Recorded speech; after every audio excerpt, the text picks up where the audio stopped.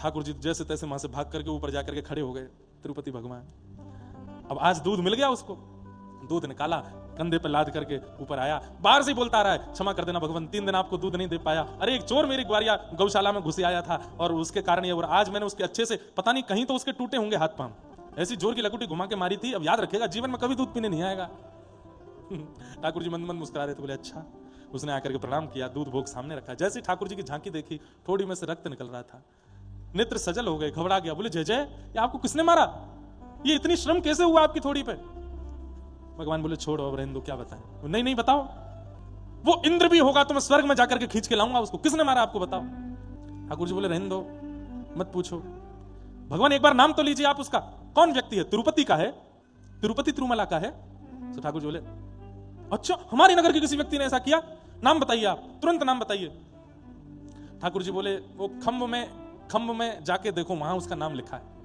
उस खंबे में प्रतिबिंब लगा था, शीशा लगा था। उसने जाकर के देखा तो नाम वाम तो नहीं, उसी का शक्ल दिखने लगी। कहां है भगवान? यहां तो कोई नहीं। बोले कुछ दिख रहा है। बोले ये तो प्रतिबिंब है, इसमें मैं ही दिख रहा हूं। बोले हाँ, इसने ही मारा है। ठाकुर जी बोले इसने ही मारा। चरणों में गिर गए, रोने लगे, बोले नाथ मैंने ऐसा नहीं किया। बोले 3 दिन से चोर आ रहा था। बोले हाँ। बोले तुमने एक बात विचार नहीं की? बोले क्या? हजारों गायों का एक व्यक्ति दूध कैसे पी सकता है? हजारों गायों का एक व्यक्ति दूध पी सकता है? नहीं। हजारों गायों का दूध कौन पी सकता है? केवल परमात्मा पी सकते हैं। तो बोले वो चोर कोई और नहीं, हम ही आए थे।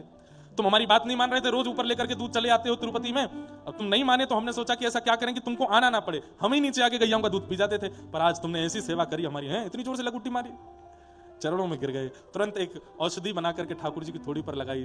प्रभु मेरे प्राण ले लीजिए, मेरे हाथ पैर कटवा दीजिए, मैं अब जीना नहीं चाहता, मैंने अपने नाथ को कष्ट दिया। ठाकुर जी बोले नहीं, अब तुम्हारी याद में जब तक पृथ्वी पर मेरा यह धाम तिरुपति विराजमान है, मैं नित्य इस औषधि को यहां लगाऊंगा ताकि तुम्हारी याद रहे।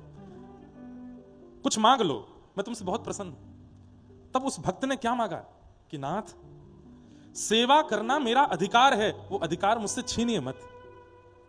नित्य दूध निकालना, पात्र में रखना, चढ़ करके अब लाद के ऊपर लाना, आपको लगता है कि मुझे बहुत श्रम होता है, पर मुझे श्रम नहीं होता है। वो मेरा सौभाग्य है, मेरा अधिकार है। मैं कुछ नहीं जानता, केवल कम से कम एक गुण मेरे पास है, दूध निकाल के आपकी सेवा में लाना। वो मुझसे मत छीनिए नाथ, और मुझे कुछ नहीं चाहिए।